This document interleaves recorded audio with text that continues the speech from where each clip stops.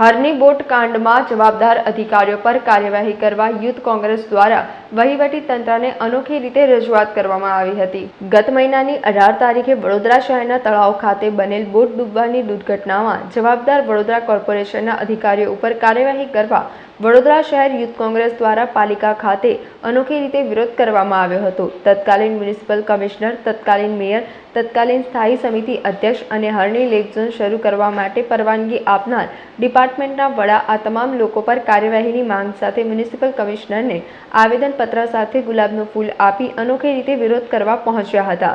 જ્યાં મ્યુનિસિપલ કમિશનરની ગેરહાજરીમાં એએમસી સુરેશ તુવેરને ગુલાબનું ફૂલ આપી આવેદન આપી રજૂઆત કરવામાં આવી હતી। વડોદરા શહેરના અંદર ગત માસના 18 તારીખે સમગ્ર દેશને હચમચાવી નાખે એવું એક હરની બોટકાંડ થયું, જેના અંદર વડોદરા શહેરના 12 ભૂલકાઓ, 12 ભવિષ્ય અને 2 શિક્ષકોનું મૃત્યુ થયું, જેના અંદર તત્કાલીન ધોરણે દેશના મુખ્યમંત્રી અને ગૃહમંત્રી દોડી આવ્યા અને એમને એવો આદેશ કરેલો કે આવનાર 10 દિવસની અંદર વડોદરા શહેરમાં જે આ ઘટના ઘટી છે એના તમામ જવાબદાર અધિકારીઓના ઉપર સખ્ત કાર્યવાહી કરવામાં આવે, 10 દિવસમાં રિપોર્ટ આપવામાં આવે। ત્યારે આજે એક ઘટનાના 1 મહિના ઉપર થઈ ગયું છે।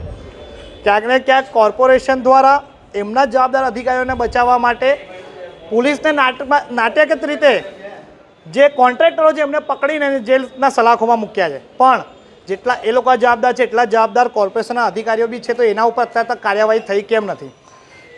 આ કાર્યવાહીને જુદો રસ્તો અપાવવા માટે પાછલા દિવસોમાં ડેપ્યુટી એન્જિનિયરોને સસ્પેન્ડ કરવામાં આવ્યા।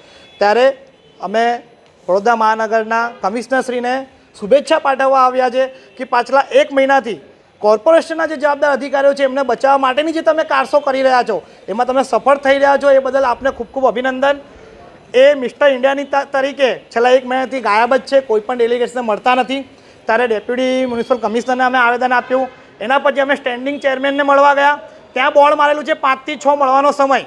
સ્ટેન્ડિંગ કમિટીના ચેરમેન પણ ક્યાંક ને ક્યાંક ગાયબ છે, અને શહેરના મેયર કે જેમના વોર્ડથી લગતો જ આ લેક આવેલો છે તો સૌથી મોટી જવાબદારી એમની આવે છે, ત્યારે એમને જે તે સમયે પણ એક મૂર્ખતાભર્યું સ્ટેટમેન્ટ આપ્યું હતું કે સેલ્ફી લેતા બાળકો ડૂબ્યા છે। એ મૂર્ખતાભર્યું સ્ટેટમેન્ટ આપનાર મેયર પણ આજે ગાયબ હતા, તો ત્રણની કચેરી અમે ગુલાબ આપી આવેદન આપી અને અમારી રજૂઆત કરી। સમાચારોના સતત અપડેટ મેળવવા માટે લોકમત ન્યૂઝને યુટ્યુબ ઉપર સબસ્ક્રાઇબ કરો, બેલ આઇકોન દબાવો અને અમારી સાથે જોડાયેલ રહો ફેસબુક, ઇન્સ્ટાગ્રામ અને ટ્વિટર ઉપર।